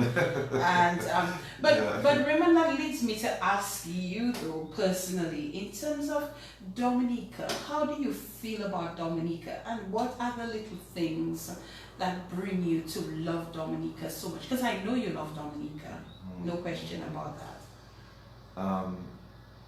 I think the culture, it comes back somehow to the culture, the life, the experiences in Dominica, the music, the dance, the artistic expressions. And maybe that's why in a way I love culture. So after God, I love culture so much because I feel there's such a strength of spirit in culture, such in your identity with your country and the country that you love and where you were born. That connection with your roots, with your heritage. I think to me that is what has kept me here and allowed me to have such a strong passion and a love for arts and culture in Dominica. And we're working, I thank God for the opportunity to have worked in culture for so long, and in addition to that, to have had a cultural group for so long, Yes. the Waitikoboli You're in That's 40 something now? 47 years this My year. God, close to half a century. Wow. Yeah, now that you put it that way for that, it's like, yeah, that's true. My In fact, I goodness was me. still at school when a group of us got to, I was 17 at the time when we started. In fact, it didn't start with the name Untitled. It started with Progressive Youth Group. And then we did different things. We did panel discussions, we did drama, but we also did dance, and I was in charge of the dance. And that's how Untitled started. That was 1971, 47 years ago, and that was long before cultural television was set up. My goodness so in fact, me. for that, before the break, you asked me about remembering something. Yes. But I remember the 1970s, where the Sifla time with my sister was from 1969 until when she left Dominica in 1972. She got married to an Antiguan. Mm-hmm. So So he just came and stole her. yeah. She was Jean Lawrence all the time. of Right. course, and then she got married to Alexis Mathurin Okay. of Antigua. So she became Jean Lawrence Mathurin. But Untitled started in all of that. There was Sifla time. There were groups from like Legion Étoile from Grand Bay. Wow. Orwin Bully's People's Action Theatre. Exactly. Lennox Hunnicher started a history program on the radio, on DBS, and then he later converted it into a book. The Cadas, the music started in the 70s, with Exile One, Midnight Groovers, Ophelia, what the rose in those La years. Grande Dame. La Grande Dame. Dame. Yes. So to me, the 70s were just like a burst, and it was a Black Power days and Yes. consciousness days. And the 1970s were like a burst of energy of arts, culture, heritage in Dominica. So that's what I remember about the 1970s Yes, in in particular. particular. Yes. Mm-hmm. And then independence came Yes. in 1978, and then, I mentioned they started the cultural department and all of that. But all that time, I was working with Untitled, and then even when I went to Radio Antilles, the group continued, and I would come down during vacations to work with them as well. And Franklin Edwards was the assistant director, and he would take over when I had to go. But the group still continued up until now. So How did it start? How did it start? when we got together as a group of young people, and then we decided to do various. So dance was one of the things with drama. We did different disciplines. But so- you mostly concentrate on dance now. Yes, Mhm. because after maybe about a year, I think a lot of the members gravitated towards the dance kind of thing, and then it just became a dance company. But I had started dancing before that. I started dancing at 15. Well, and listen, Raymond, and I still crave to see you dance. I was told you did it in one of your productions sometime recently. Oh, yeah. I've never had the joy. I've never had the pleasure. And please, you need to let me know whenever you're going to dance again somewhere so I can see you. I would really love to see you dance. I don't dance as well as I did before for that, but I do still dance. In Yes, fact, I yes. teach and I still Yes. choreograph, and Dorel and Amy are very good help with the dance group, and we've done many productions through the years. We've toured a number of Caribbean islands as well through the years. So that whole aspect of my life too has wonderful memories. And people like Flora Morrow, Karen Fontaine, Sandra Francis, Julie Austrie, Valda Austrie, Jacinta David, I mean a number, Lucia Landa, Helena Dangleben, had their roots in Untitled. That's where all of them started. Yes. And they went on now to have their own school. Which is good. Which is fine. Yes. So it has been a training ground, and a platform for a number of young that we've had hundreds of people pass literally through. hundreds of people pass through at Kubuli, yes. And this is just awesome. And some of them stayed on for many, especially like Carol Fontaine and Lucille and Sandra Francis stayed on for many, many years. And then now you have like Doriel Dealing, who's been there for over 20 years. I know now. Doriel. Yeah. Yes. She's a very good dancer. She is. Yes. And this group also, for a number of years, you've organized the Miss Teen pageant. That's right. Yes. That's so out of that came this. Yeah. This year was probably our 41st edition of the teen pageant, going strong for like 40 years now. And thank God it seems to be even growing for Diana, because it showed even this year when we thought after Maria that, you know, how are we going to do this? And we tried Old Mill. We never did it at Old Mill before, but it worked very, very well. It was a huge success. So we just thank God for that. But it's been going for many years, all in arts and culture. And the people I've had the pleasure to work with, Pearl Christian, Oren Woody, Darrell Phillip, Nigel Francis, Norman Joseph, and now people like Wilson, Matthew, and Giselle, Hyacinth, and Carlton Henry, you name it. Each with their own unique skill and talent. That's right. I know all of these people that you speak about. Yes. Each of them very talented in their own way. Yeah. So Raymond, you stayed within the cultural division for that period of time. Tell us within that time the periods that you went off to study. Oh, right. Yes.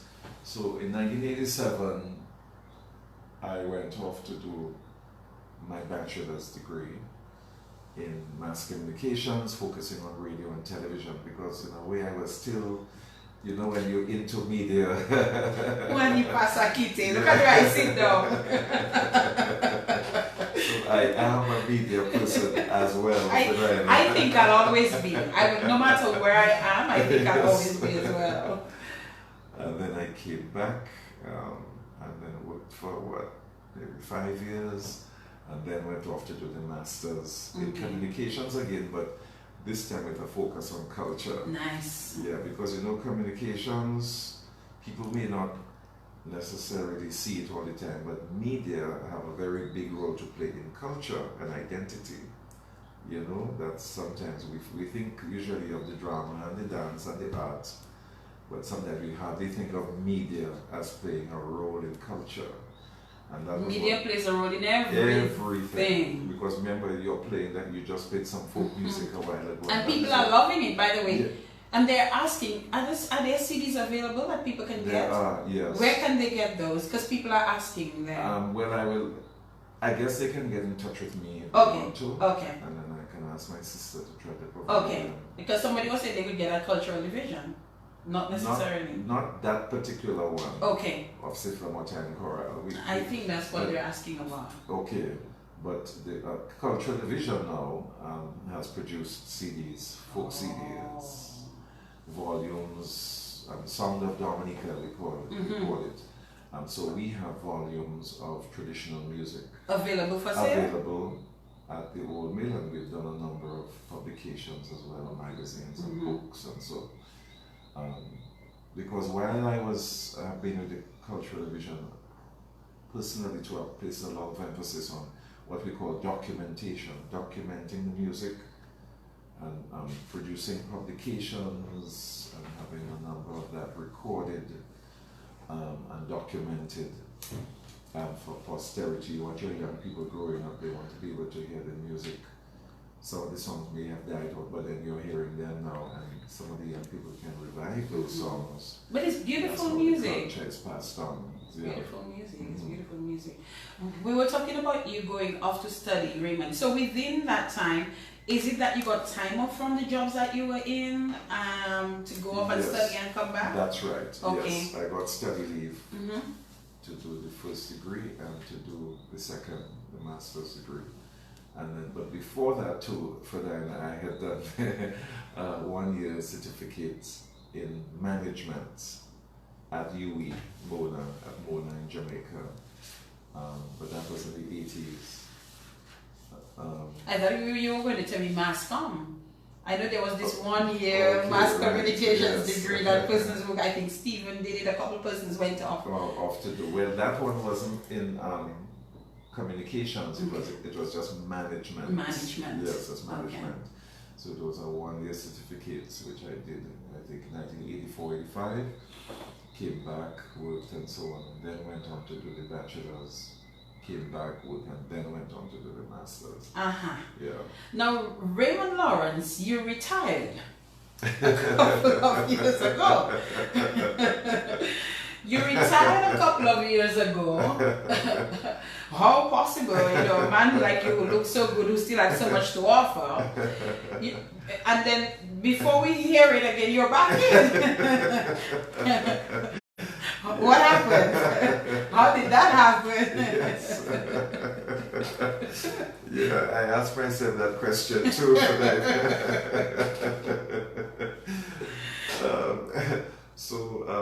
Yes, I did retire officially. How long ago was that? In 2014. 2014. My birthday, the 14th of January is my birthday. The 14th of January, and I retired 2014. Okay. So then it was 3 years later, so we're talking about last year, yes, when I got a call. Yes, because after you retired, I think it was Jacinta, the late Jacinta David, who went on to be... Was acting chief government officer, yes. And then I got a call last year. So it kind of took me by surprise. Did it? Yes. So I really had to... I told him I couldn't answer right away. I just couldn't. You had to think about it. I had to pray. I had to speak to family members and friends, and get a feedback and response, and from everybody and so on. But most people, I would say, almost everybody, encouraged me. They said, "Of course, why not? When you still can make a contribution, whatever." And so at the end of it, I thought to myself, well, first of all, I thought, okay, God, maybe you're just asking me to come back for whatever reason it is. That was the first thing. The second one was for love of country. Of course. And that if maybe I still had a role to play and I was being called upon to play that role, I should accept. And that's what happened. So I accepted the 2-year contract. So how long after you were asked, how long did it take you to think and come to a decision? Yes. It probably took about maybe 2 to 3 weeks. 2 to 3 weeks. Yes, about that. Yes. Okay. So you consulted. Yes, it was very... You prayed. Right. You thought. A lot. Yes, a lot. And then you decided, okay. And then, yes. So it's a 2-year contract. Yes. You know where I'm going, right? So when the 2-year contract ends, you're going to have to do some thinking again, I suspect. I'm not going to put you in the position to say to you, okay, Raymond, if at the end of the 2-year contract you're asked again, what is your decision going to be? But, I won't torture you in that way. What I would like to do, Raymond, at this time is if persons want to contribute to our program and call and they're giving you quite a few kudos there on the social media. So you can WhatsApp the 275-7565 if you would like to WhatsApp us and share a message and somebody says, Fidina, listening to Mr. Raymond, he's like a teacher, teaching me personally how to be a good person. I could listen to him all night. Of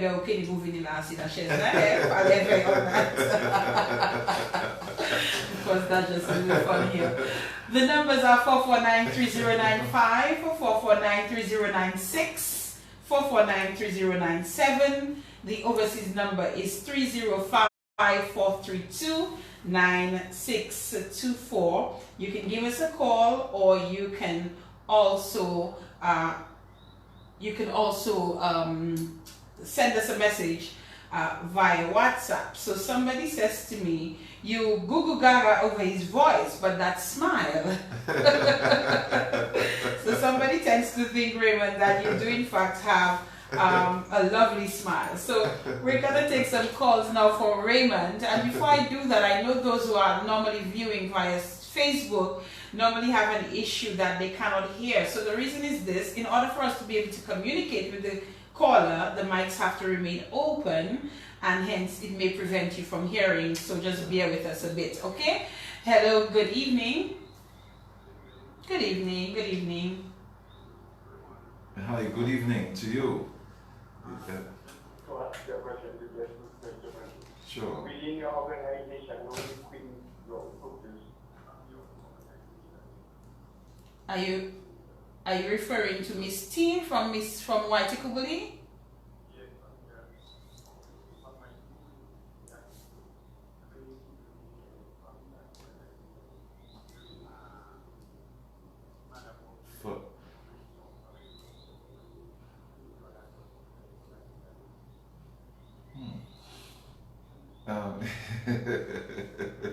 That's a yeah. Take anybody in particular. Sure. Yeah.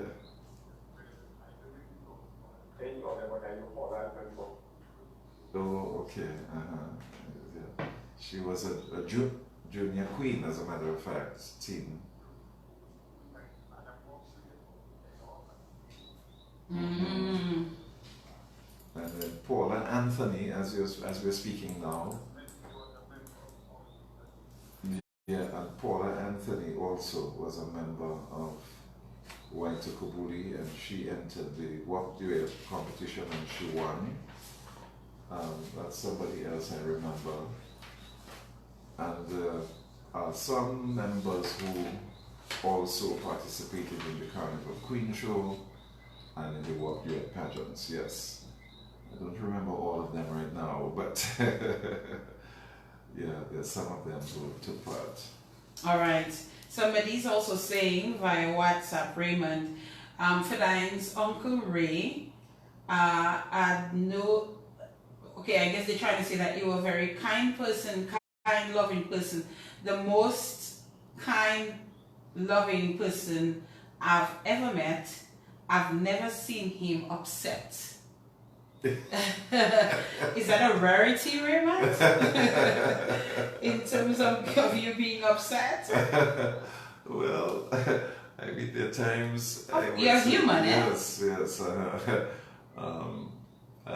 maybe, you know, you want to, especially in directing, you want to see things a certain way, and then, you know, well, really, that you're a teacher, that's what you are when you're directing those groups. Yeah, so sometimes it gets a little challenging, and so but you have to be able to deal with it, you know, as it arises, as the various circumstances arise. Okay.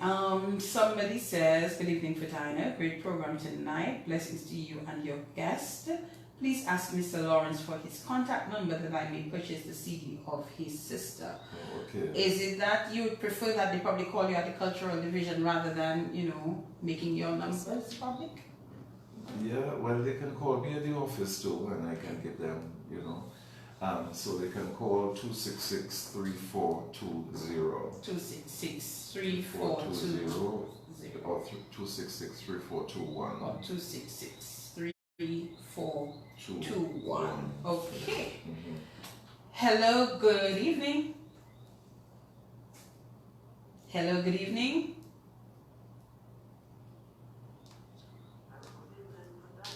Hello, good evening. Is that Norman? I am well. And how are you, sir?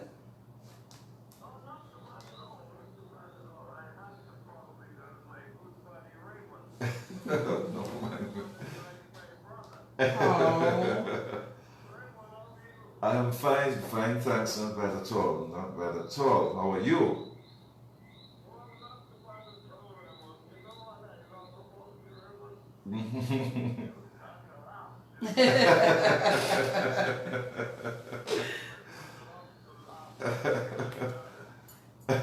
Yeah, thank you.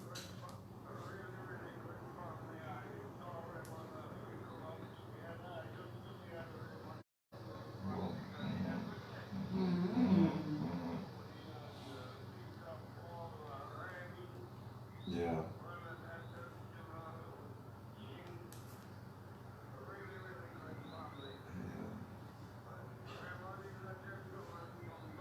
He is indeed.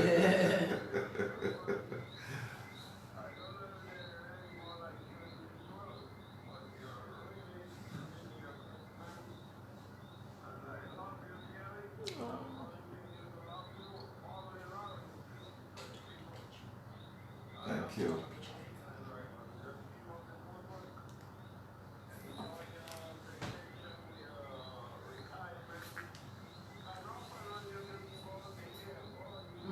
Funny boy. Yeah, that's true too.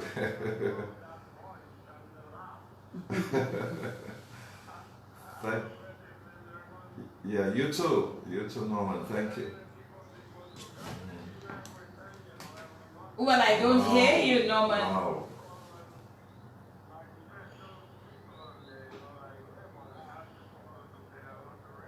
Thank you. Thank you. Mm-hmm. Yeah, you must tell him hello for me too when you see him.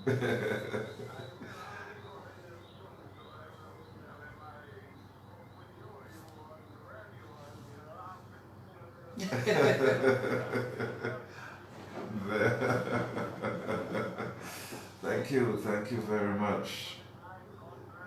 God bless you too. Yeah. Thank you, Norman. Thank you. Oh boy.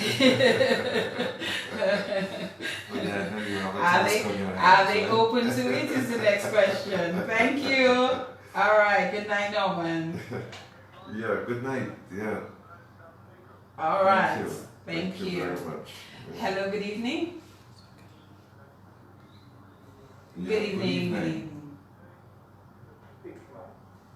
And I was hoping before this man retired, he would have been a PS in the Ministry of Culture. But if you listen to this man's voice, it's just strictly culture voice that this man has. And I think the Creator has blessed Raymond with a great voice. This is a man who has made a meaningful contribution to the development of Dominica. And I hope in his not too distant future, Dominica will be able to recognize this man of 30 rendered Dominica. Every time I hear independent, I remember Raymond Lawrence. Every time I hear the song that is the independent song, I see Raymond Lawrence. Hats off to you, so I salute you for service rendered to the people of Dominica. Thank you. Yeah, thank you. Thank you. Thank you very much. Yeah, God bless too.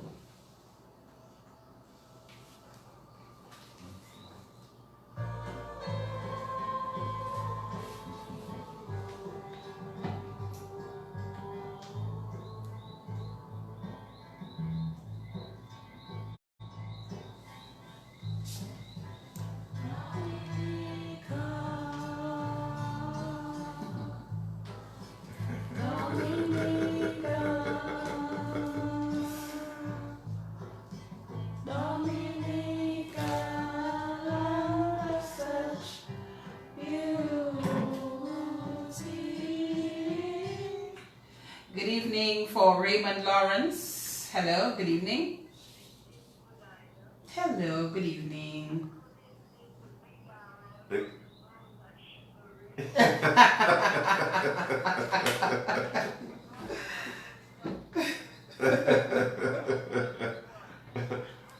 Yes, ma'am.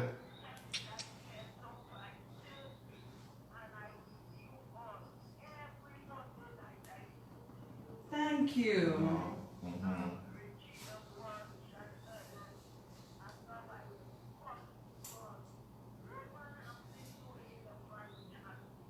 Agreed.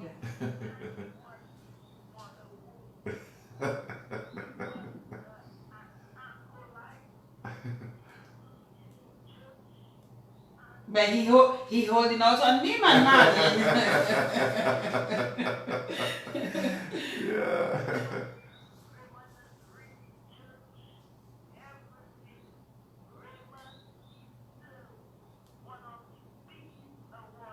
Big Papa.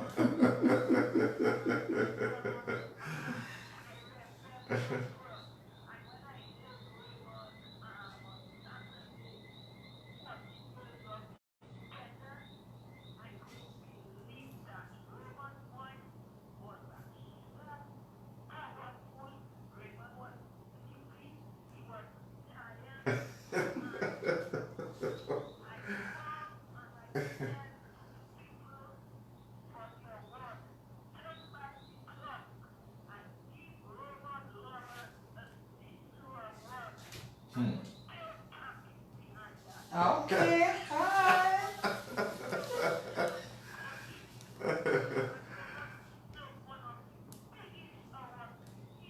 Oh. Yes, Marlene.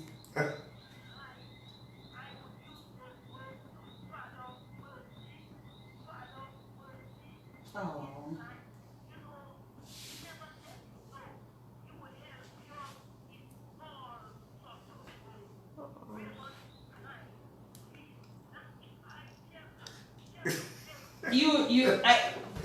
Yeah. Can't understand this man.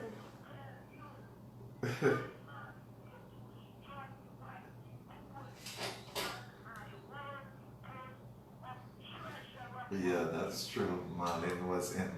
Yeah. You dance too, Marlene.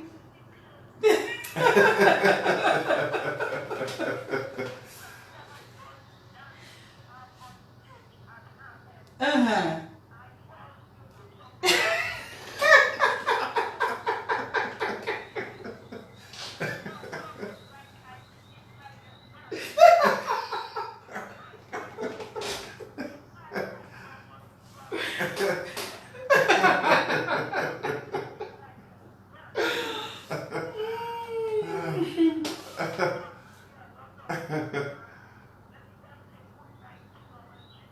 Oh, Mm-hmm. yeah.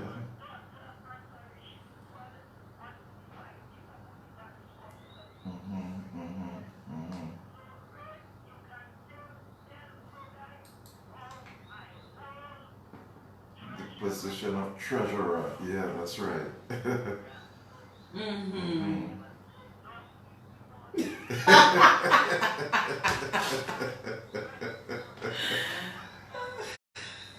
Yeah.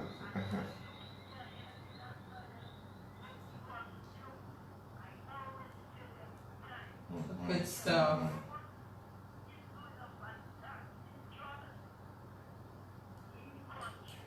All right.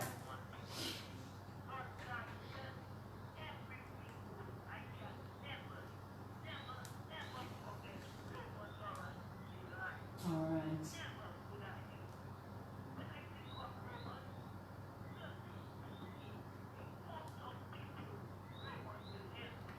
Yes. Thank you, Marlene. Thank you.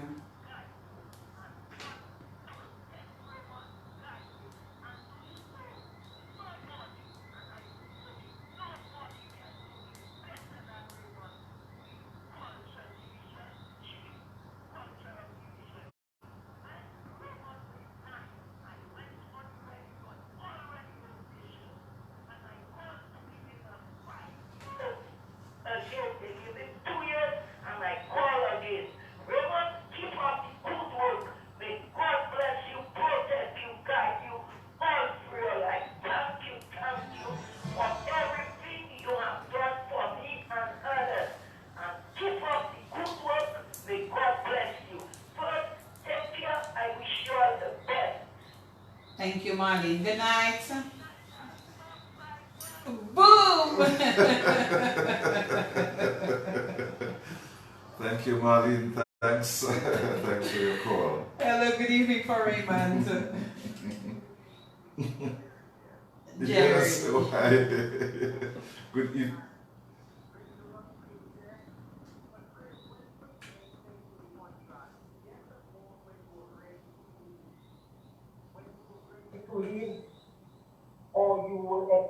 at the time it came. Huh? When you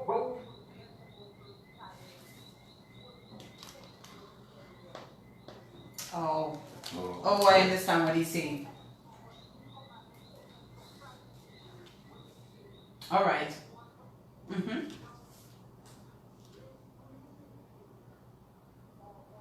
should I ask whether I think that Justin was doing a good job, that you had mentored her enough to hold on to that position of acting chief cultural officer?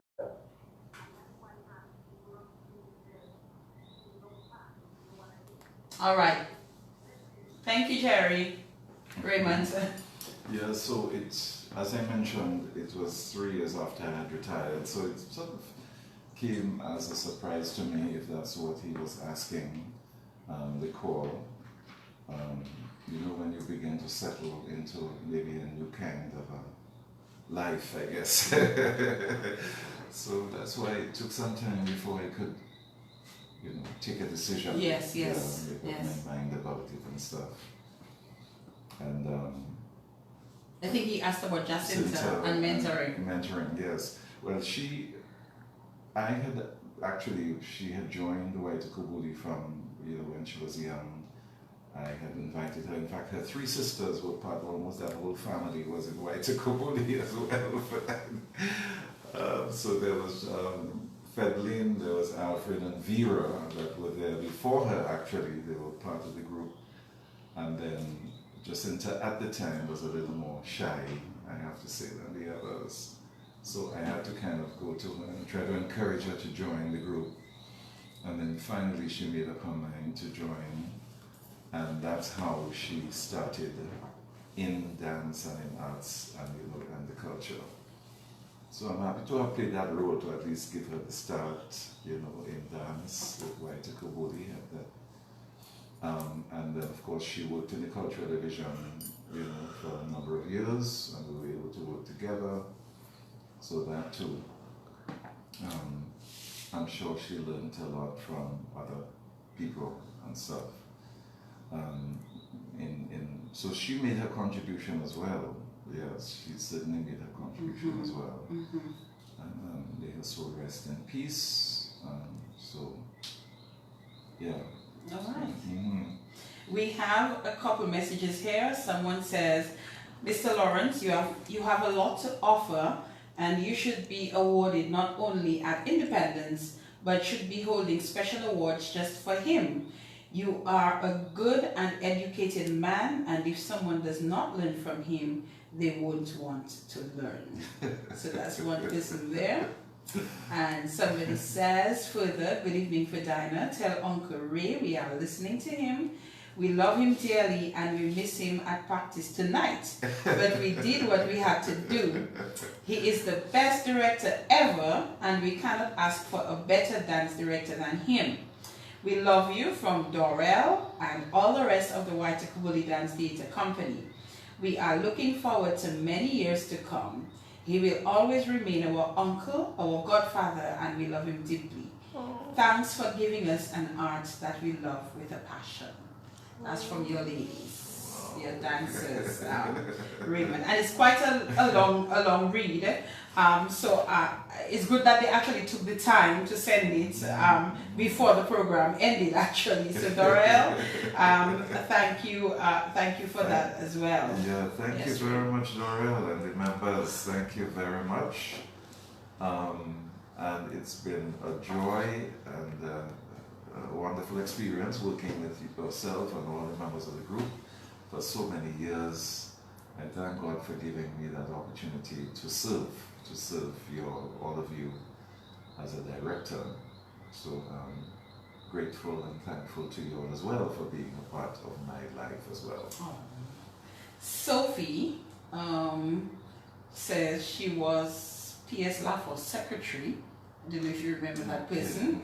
So she just wanted to reach out to you. She said hi from Sophie on St. Croix. Okay. All right, so that's Sophie. Yes, that's right. Hi, Sophie.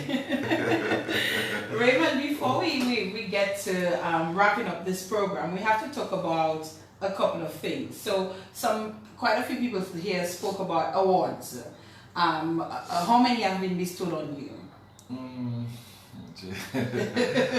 You see how he says much. Okay, tell me some of those that you can think of your head. Well, the Golden Drum Award in 2014, and then in 2012, the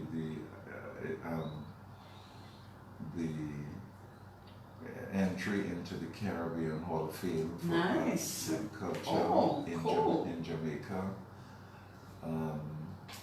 Also, a special recognition award as well, the Fame Gold Award. I think Dennis Joseph used to organize that Fame Gold Award. I have a Fame Award. Okay, right. The mayor, when Cecil Joseph was mayor, they presented me with an outstanding award from the I got one of those too. And then for Dinah Your Flo. That's correct. Special lifetime yes. achievement award from yes. your So you've not gotten one of the others as yet, the national awards. And then I also got the meritorious. You got the meritorious, service okay, award. awesome. Yes. But there's more higher than that, right? Yeah, there are other awards like right. So you need a couple of those on your shelf, okay? Let's take this final. This will be our final caller for the night. Hello, good evening. Hello. Good evening. Right. Go ahead, caller. Don't listen to your radio. Please listen to us on the mic or your computer.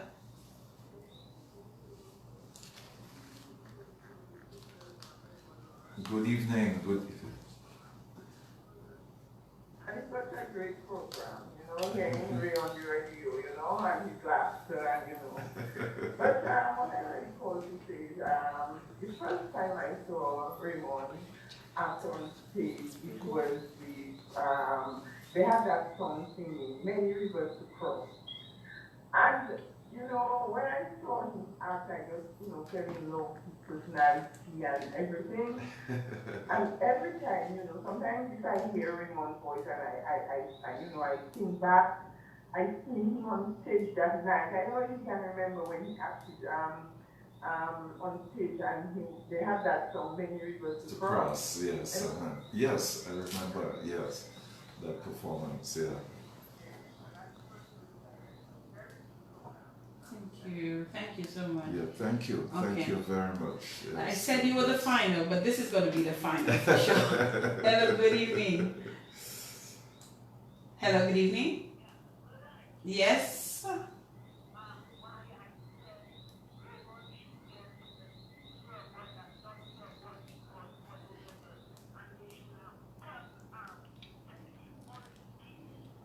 Okay.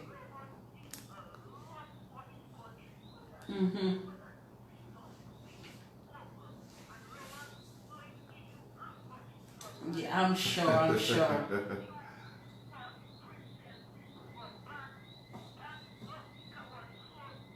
Yes.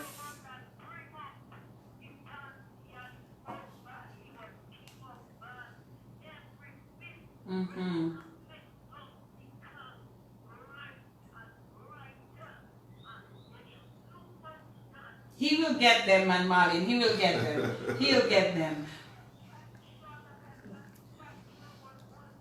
Okay, all for you, Marlin.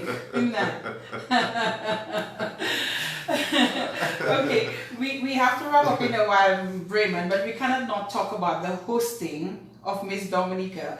I was asked who hosted before you because you've done it like forever. Yeah, and I mean that has just been. I have to thank all those who have afforded me the opportunity. Let's put it that way. To serve as master of ceremonies. I guess that's another area where I have some skill. I thank God for that. Yes. And I've been able to serve and I've tried my best in that. But I've enjoyed it too for Dinah through the years. And yeah, before I remember this Johnson, I'm trying to remember his name, used to do the Queen Show for a number of years as well. And they've had other hosts too in between and so on. But yeah, it's been a wonderful experience. And you've been paired with some interesting ladies over the years. Yes. I'm not going to ask you among your favorites and your non-favorites. We're back in But Raymond, before we wrap up, I'm just gonna ask you to sort of just summarize for me the life of Raymond Lawrence from a young boy. From school, athletics, surprise to me, basketball, drama, the formation of the Watakobali Dance Theatre Company, getting involved in culture at such a young age, getting to go across to DBS and then over to radio until he's being selected for that, to working at the cultural division for several years, leading the cultural division, being the person that people link culture to when they think about culture in Dominica, the music, the dance, the everything. Summarize for us that person, Raymond, and the contribution that you've made over these years as we get ready to wrap up. Yes, well, first of all, I thank God. I thank God. I give him the thanks and the praise, because without him, of course, none of that would have been possible, as I say sometimes. Really sort of, and I guess my parents have always sort of help strengthen my faith in God and in Christ, and to place everything into his hands, your entire life into his hands, so that he gives you the direction and the guidance. Sometimes you're not sure where he's leading you, but he leads you in ways where he wants you to serve and work, and I think that's what has happened to me in my life. Because I guess I didn't think of broadcasting before as a career when I was a young boy, or even taking up culture as a career. I mean, I loved arts, I loved the culture. It just so happened that I ended up with two professions in a way, one in media and one in culture, and both of them I love very, very much. So that's what I've spent maybe my entire life in the both fields.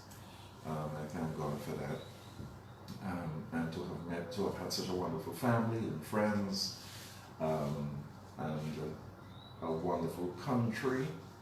That's another big blessing. And I mean, I've had the opportunity to travel quite a bit as well in the world, have some wonderful friendships. I love Dominica, I love Dominicans, and yeah, I just think of it as serving. I like to think of it as serving, serving others. That's how I see it. If I can help others, then that's what I want to do. So I help them with the dance, I help with the culture, I help, and maybe that's what sort of brought me back, the same helping attitude I was called, and I thought, okay, if I'm being called to serve, then let me take the opportunity. But that's what it's been. I don't think I have any regrets as such for that about the way things turned out. Yes. I'm just thankful to God for the good times, the rough times, because you learn from all those experiences. And then you try to be a better person. Every day you wake up. True. You try not to hold any grudges. You try to love everybody, even if there's some people who may not necessarily like you. Sometimes you still try to do good to them and love them anyway. And try not to hold any grudges in your heart against anybody. Just go out every day trying to be the best that you can be in all situations and in all circumstances. I love it, Raymond. I really like, what you said, the things you said, the manner in which you said it, and I can see it's all genuine. And I love genuinity. If there's one thing I love, is that. Where do we go from here, Raymond? What does the future, because you're still young, what does the future look like? I hardly see any grays on there. Yeah, well, I like writing as well. Okay. I like writing. So I've been doing some writing since I've retired and stuff. More writing, I should say. Okay. That's something I forgot to mention too, for Dinah, that I've also written a number of short stories and poems. Oh. And I'm also an artist in my own right. I've done a number of paintings. Really? Yes, as well. I forgot to mention all of that. And I had one maybe back in the 70s at national competitions in short story and poetry and art. I don't do as much now maybe as I used to before. Yes. So I would like to kind of, God willing, you know, develop those skills too. A play possibly? Yeah. Oh, that would be nice. In fact, I've written a couple of short plays for White Kubudi that we did. We call them dance dramas. Okay. And I forgot to mention too that when I was in Montserrat, I also formed the Montserrat Dance Theatre. I forgot that completely. Oh, wow. And was director there for the 4 years I was there. So you've surely made your contribution, I had a Raymond. dance company in Montserrat as well. We did a number of shows in Montserrat too.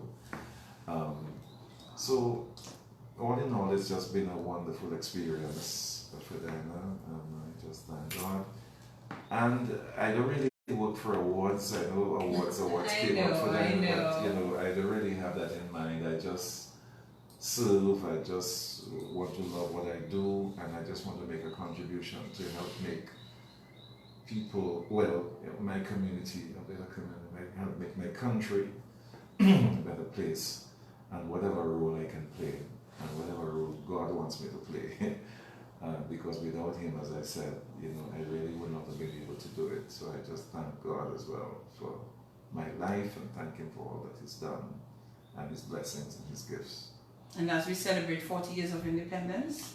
Yes, wow. I mean, I'm just thankful to God for Dominica as well, having come through such a terrible hurricane, and to see that Dominicans have held up so strong in faith and in love, and so through it all.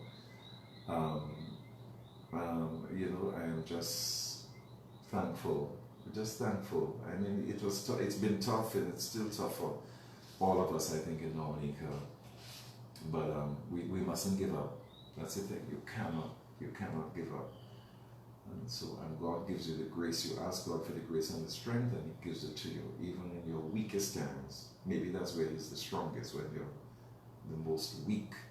But yeah, we just give Him thanks for bringing Dominica to 40 years, and hope that the country can really grow and develop into an even more beautiful country than it is already.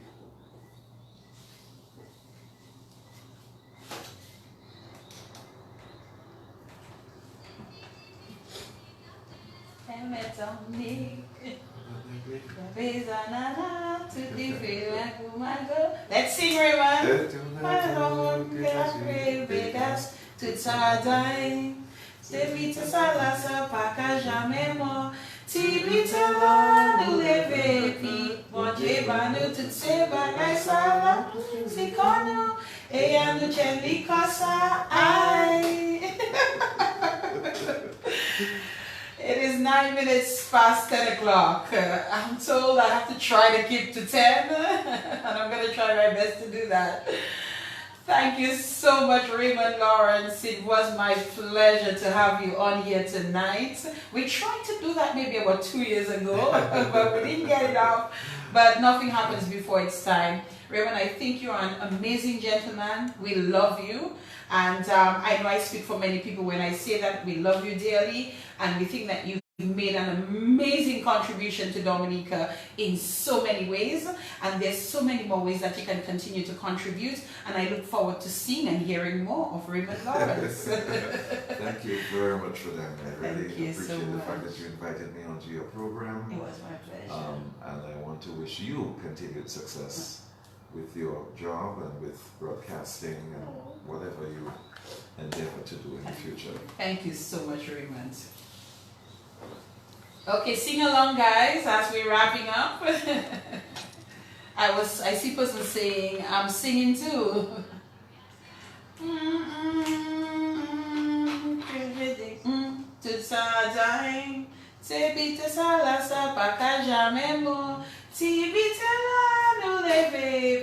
Bom dia, boa noite, tse, bagay sala, pou plezi kono. E ane chen li kosa, ay. 2 Mondays from tonight.